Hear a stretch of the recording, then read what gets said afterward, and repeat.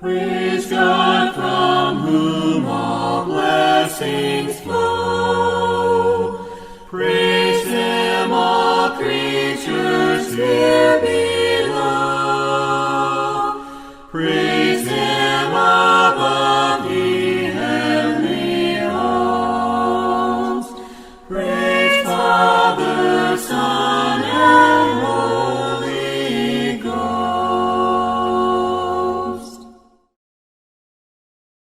Good afternoon, everyone. I want to welcome you to the Franklin Church of Christ and our Sunday afternoon worship service.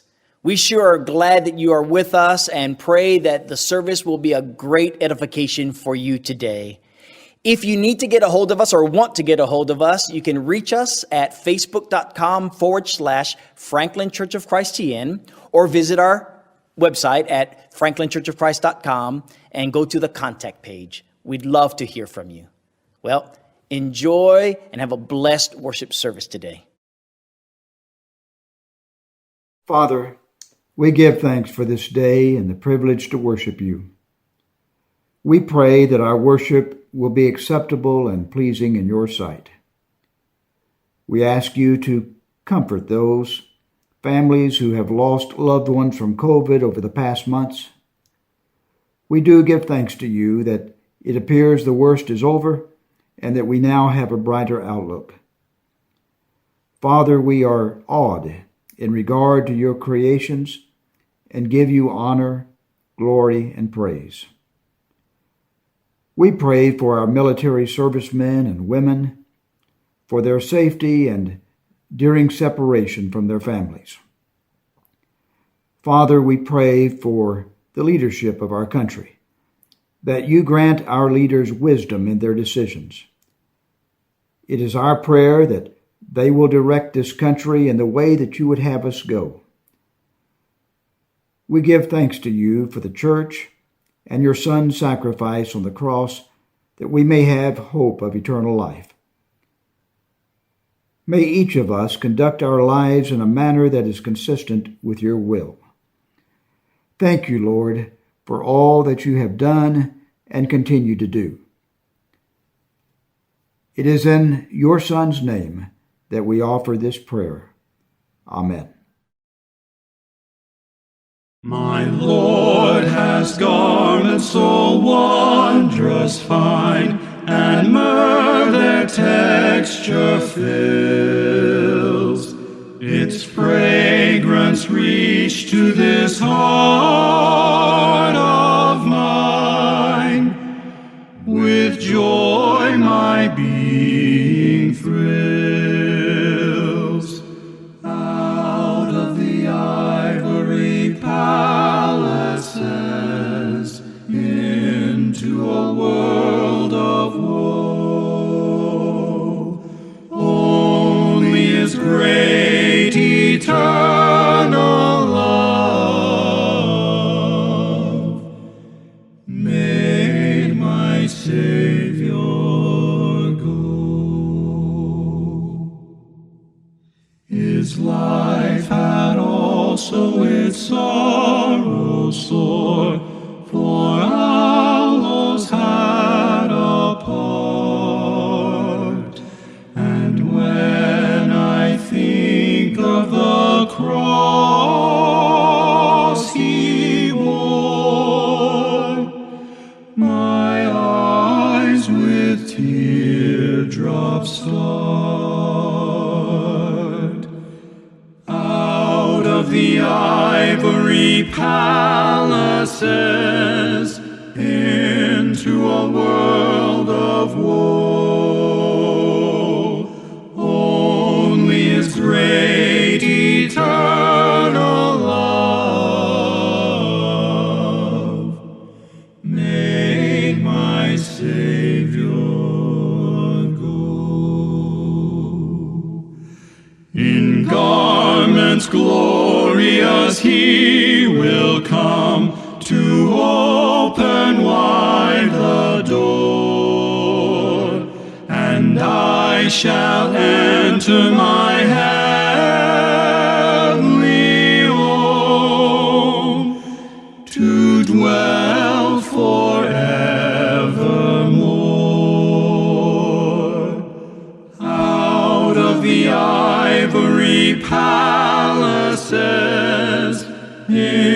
into a world of woe.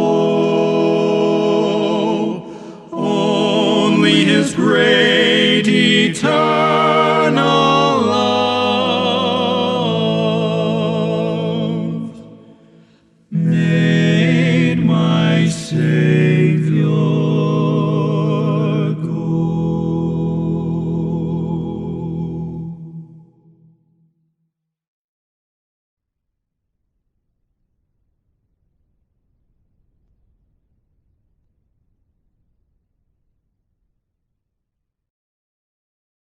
To prepare our minds for partaking of the Lord's Supper, I will be reading Matthew's account of Christ's crucifixion beginning in Matthew chapter 27, verse 24.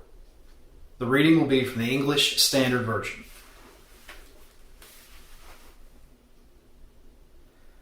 So when Pilate saw that he was gaining nothing, but rather that a riot was beginning, he took water and washed his hands before the crowd, saying, I am innocent of this man's blood, see to it yourselves. And all the people answered, His blood be on us and on our children. Then he released for them Barabbas, and having scourged Jesus, delivered him to be crucified. Then the soldiers of the governor took Jesus into the governor's headquarters, and they gathered the whole battalion before him. And they stripped him, and put a scarlet robe on him, and twisting together a crown of thorns, they put it on his head, and put a reed in his right hand.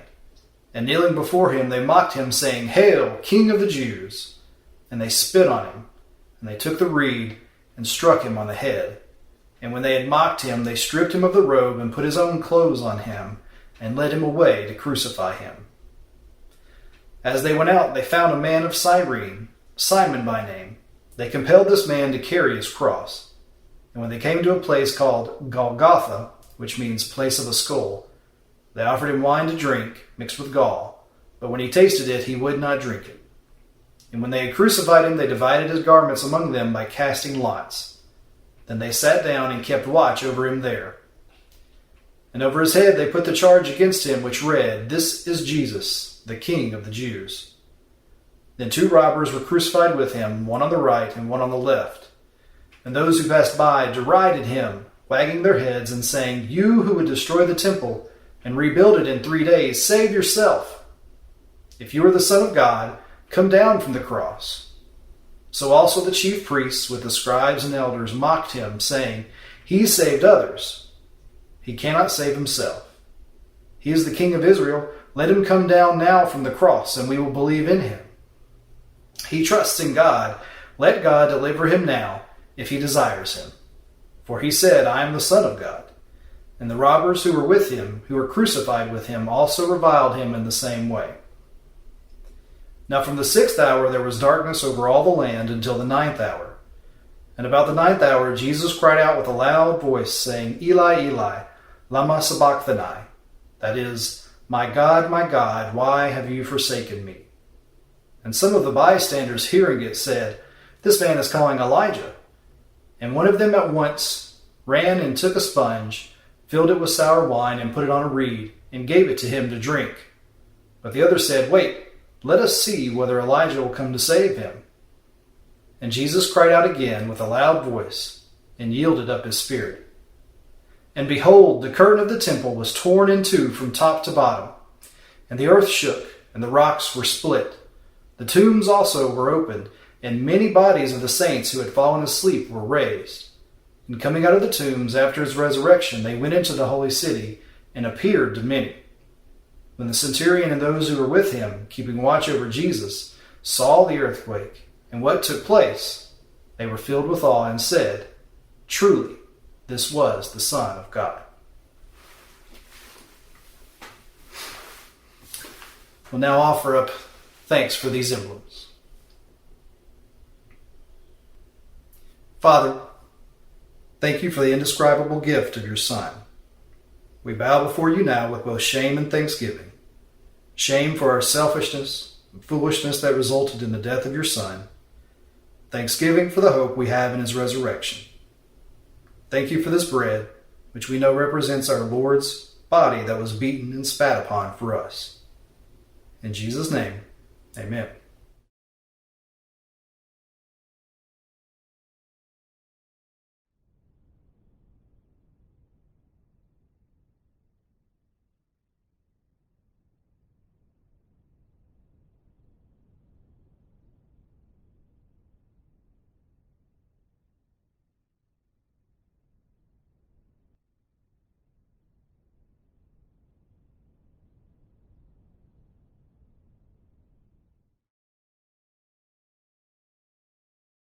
Once again, Lord, we bow, offering our thanks for this grape juice, which represents the blood that flowed from our Savior's many wounds. Father, please help us examine ourselves and partake in a worthy manner. In the name of Jesus Christ, our Lord and Savior. Amen.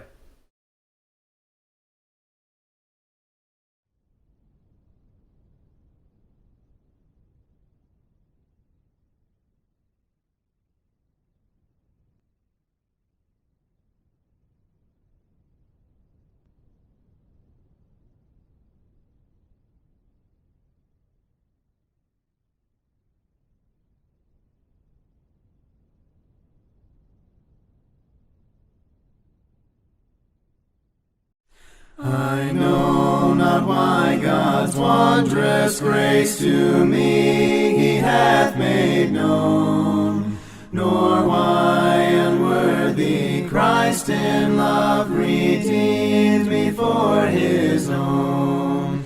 But I know whom I have believed, and am persuaded that he is able to keep that which I've committed unto him against that day. I know not what of good or ill may be reserved for me, of weary ways or golden days before his face I see.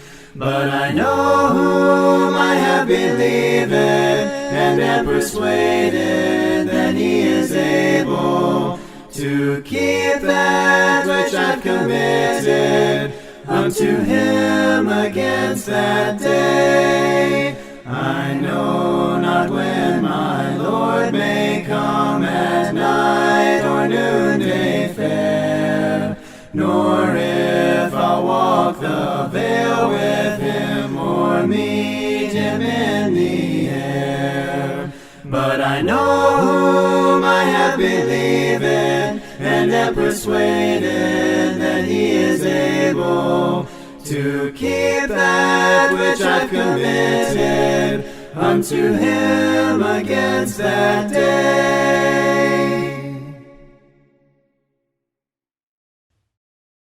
Exodus chapter 34, verses 6 and 7. And the Lord passed before him and proclaimed, the Lord God, merciful and gracious, long-suffering and abounding in goodness and truth, keeping mercy for thousands, forgiving iniquity and transgression and sin, by no means clearing the guilty, visiting the iniquity of the fathers upon the children and the children's children, to the third and fourth generation.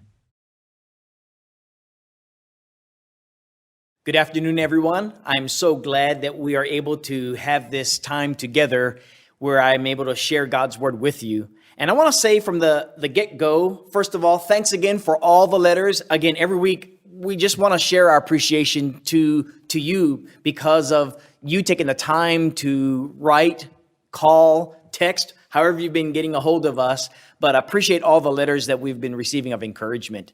And I also want to share with you that by tomorrow, this time, my son and I are headed off to Arizona to visit my mom and then off to Hawaii to visit my family on Maui.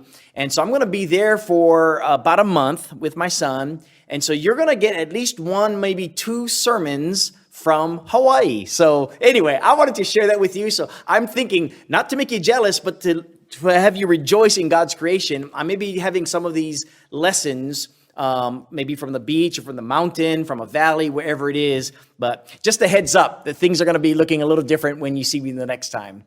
All right, that said, we are coming to the conclusion of our series on knowing the Lord. And I don't have the PowerPoint up before you. I'll have it for the sermon when it's preached. But by the time you hear this, it would have been preached on Facebook. But I want you to know that this series of lessons is to help us to know who the Lord is. And as we have done from the previous weeks, we have looked at his description or self-description, right? And the thing about it is, when we looked at our God, he says the Lord God is merciful, or in some of your translations, compassionate. And we learned that that's exactly how we ought to be. Luke chapter 6, verse 36 tells us, be merciful as your Father in heaven is merciful. He also said that he of himself is gracious.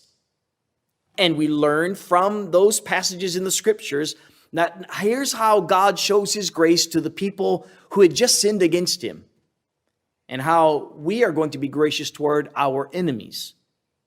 Last time, we looked at the lesson on God being slow to wrath. Remember, long-nosed, erek apayim. And what we've learned from that is, here is the way God deals with our sins. He doesn't just punish us immediately, although there may be cases in scriptures where that has been illustrated. But by and large, he's very patient. He waits even hundreds of years for just heinous sins before he steps in. And some might say, well, what kind of God does that? Well, there are people that are not happy with God on whether it's too quick or he's too slow. But God is being very slow and patient because he wants us to repent. He wants us to walk well with him. Well, that brings us to this afternoon's lesson. And what we are seeing are two words. And the reason why I'm doing is I would do one word today and one word the next week. But because of my trip, I decided to finish it up here. We're looking at the reality that our God is also faithful and is also loyal. These words don't come across very easily that way. So when I'm reading Exodus 34, it says here again, verse 6 and 7, I'm going to read it again, and I'll focus in on these two words, on the word hesed and emet. And we're going to see how important these words are to the description or character of our God. All right, verse 6, in the middle of the verse of Exodus chapter 34, it says, the Lord God, merciful and gracious, long-suffering, and abounding in goodness and truth. Did you see? I was talking about faithfulness, and I was talking about love and loyalty, and yet you don't get that in these words. So the English translation for the word hesed, here's the way it's used, and I'm only using 6 main words of a number of them. I think there are 12 in the Old Testament. English words translated from this Hebrew word hesed: mercy, kindness, loving kindness, goodness, favor, and loyalty. Now, that's a whole lot of English words for the word hesed. The underlying word is loyal love. That's the sense of this word. And it is used of approximately 200 times, way more than 50% of the time. This concept of a loyal love, a constant, faithful, kind, or good love that God has for those who are his. So that's a very, very key word for us to get. The other word, emet, I'm going to show you. This word is translated into English as truth, true, faithful, truly, verity, and sure.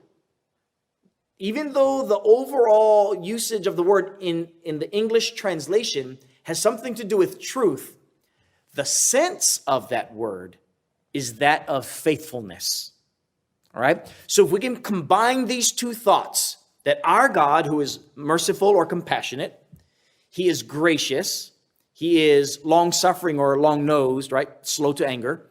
He is also loyally loving those who belong to him and faithful to them. And so this concept here, the New King James, that says that he is good, if you will. Well, let me see. Just read it again. He's abounding in goodness and truth. The idea is he is abounding in loyal love and faithfulness. He's being true to his promises. Let's see how that works. So in the book of Genesis, you get the beginnings of how God is dealing with people. And one of the first times you have this concept of hesed and emet. In fact, these two words, hesed and emet, they are used over 32 times in the Old Testament. In other words, these two words are joined at the hip with each other. And what we are looking at then are displays of loyal love and faithfulness. Genesis chapter 24, verse 27. I want you to read with me. Abraham does not want Isaac, his son, to marry the Canaanite women, and so he sends his very faithful servant, his most trusted servant, over to his homeland, and for him to choose or be able to get a wife for Isaac. Once he prays to God, please bring me success, that what I'm requesting of you comes to pass. And if so, then I know that you're going to grant me this. So he makes his prayer, and while he is finishing his prayer, here comes Rachel. Rachel does exactly what he prayed to God to give him guidance as to whether or not this woman's going to be the person. And he says in verse 26, the man bowed down his head and worshiped the Lord. And the Lord said, he said, blessed be Lord God of my master Abraham, who has not forsaken his mercy and his truth toward my master, who has not forsaken his loyal love, his hesed, and his truth, his faithfulness. This phrase is being used all throughout the Old Testament, right? Particularly in the Psalms. But if we go back to some other texts, like in Genesis 32, when Jacob is acknowledging God's loyal love to him and his faithfulness to him before he's going to meet Esau. Because remember, God promised him, you're going to come back to this land and I'm going to multiply your descendants. And in his mind, Esau might kill me. 20 years ago, I was on his radar to be killed. So God, you've always been hesed. You've always been loyal to me in your love for me. And you've always been faithful to me. And so he grants him. Genesis 32, verse 10. Genesis 47, verse 29. Jacob begs Joseph, his son, as he is dying in Egypt, to ensure that his son would be hesed and emet. He would be loyal, loving, and faithful to ensure that his bones would be buried in the land of his forefathers, not in Egypt. So what I'm saying is, this concept of being hesed and emet, to be loyal love and to be faithful, is replete through scriptures, and this is how God describes himself. Now, are you looking into the mirror? The metaphoric mirror, that is. Because that's the way God wants you to be. He wants you to learn how to be loyal and loving toward him in your covenant relationship with him, toward others that you have relationships with, that they can depend upon you, that you would be faithful and true in your word to them, in how you treat them. This character of God, I hope, helps us to see not only the relationship that we can have with him, but also the ones that bring and mold us into the image of his creation. When we live that way, we live well. So, do you want to be part of this kingdom?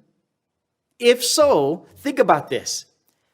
God's loyalty, his faithfulness to his covenant, and his promise that he made that everyone who calls upon his name will be saved from their sins.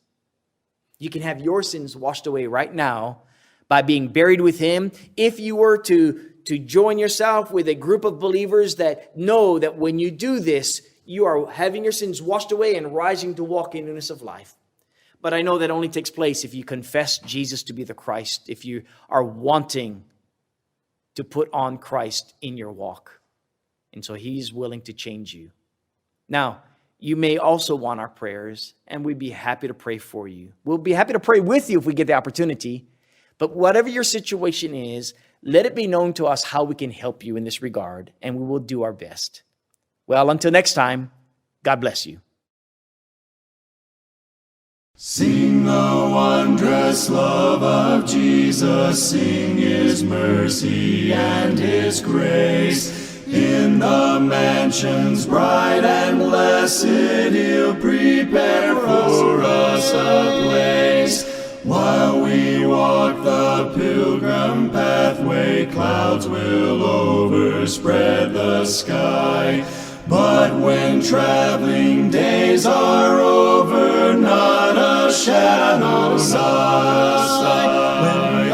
When we all get to heaven, what a day of rejoicing that will be. When we all see Jesus, we'll sing and shout the victory. Let us then be true and faithful, trusting, serving every day. Just one glimpse of Him in glory will the toils of life repay. Onward to the prize before us, soon His beauty will behold. Soon the pearly gates will open, we shall tread the streets of gold. When we all get to heaven, what a day of rejoicing that will be. When we all see Jesus, we'll sing and shout the victory.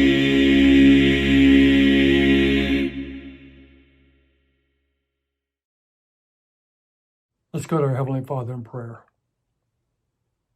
Our Heavenly Father, we are thankful for this time we have had to worship you. And we pray our worship has been pleasing to you. And we pray that we will be mindful to continue to put you first in our lives. We are so thankful, Father, for all of the blessings you provide to us. And we are thankful we can find peace, comfort, and hope in you. And likewise, we are thankful for your Son and his sacrifice for us. We continue to pray for those that are sick and those afflicted by the pandemic across the world. We pray the pandemic will soon go away, and we pray for strength and guidance to defend your word in the darkness of our communities. Likewise, thank you for your patience and mercy as we repent of sin that we too often engage in. In Christ's name, amen. Well, from the Franklin Church of Christ, we want to thank you for joining us today and pray that God blesses you with a wonderful week. And Lord willing, we will see you next week. Until then, God bless you.